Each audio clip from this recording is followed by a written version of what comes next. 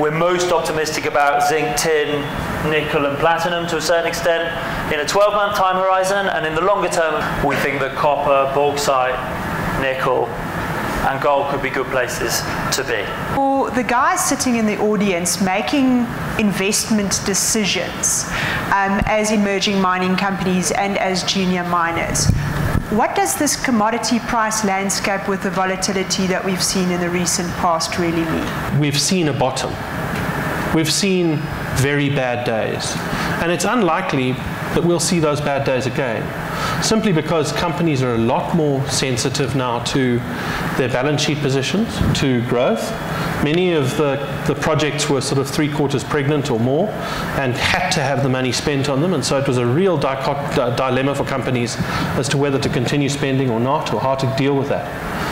And I think we actually live in a fairly optimistic outlook for mining companies right now, in that CapEx is at record level lows. There are no new projects.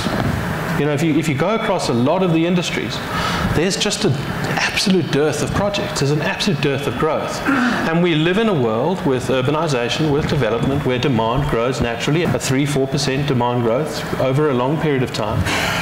And then we end up in a world where ore bodies are aging and we're reaching the end of lease areas. And so replacement is going to need to come. But I can tell you that of the companies that I deal with, the chief executive officers, the executives, the board of directors, the chairman, are not in a world, in a headspace, where they're about to turn on the tap again. I mean, I'm still trying to get my head around the fact that with 8.2 billion rands of net cash in the bank, Kumba decided not to declare a dividend. Of net cash in the bank, 8.2 billion rands. That's like several years of capex in the bank, and cash flowing in every day. And I think it's illustrative, it's a very extreme illustration, but it's illustrative of the fact that management teams are not prepared to spend, management teams are not prepared yet to invest, boards are very conservative. We've replaced those growth managers with austerity managers, and those austerity managers want to see returns. The time for returns is now, and you know, the excess spending is done, and I think those management teams also want to see those returns. They've been through hell, and they've been through pain, and they can see the benefit of that.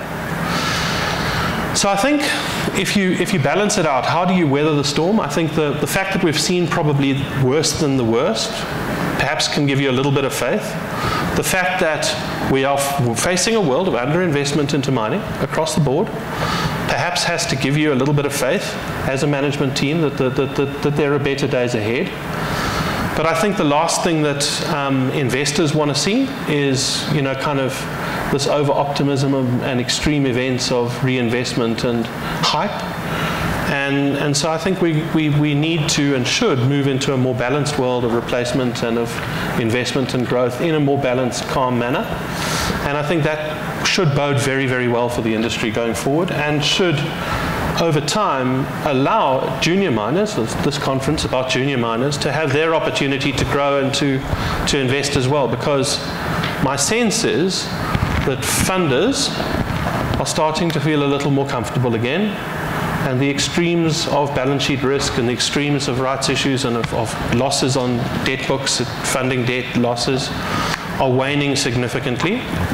And now the opportunity for good projects to be funded, to grow and to be delivered is returning.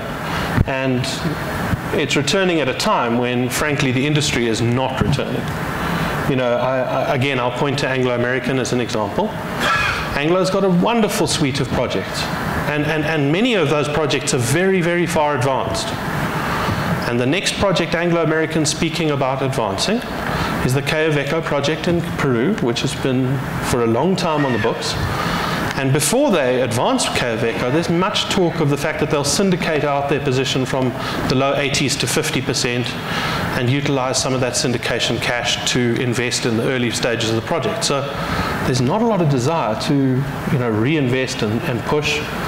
And the result is opportunity will exist for juniors, and with a little more certainty on the outlook. Yeah, I'm very optimistic about the future. I think these obstacles we see in front of us right now, right here, are actually opportunities. And I think if one treats them as such, I think over the long term, there's tremendous upside.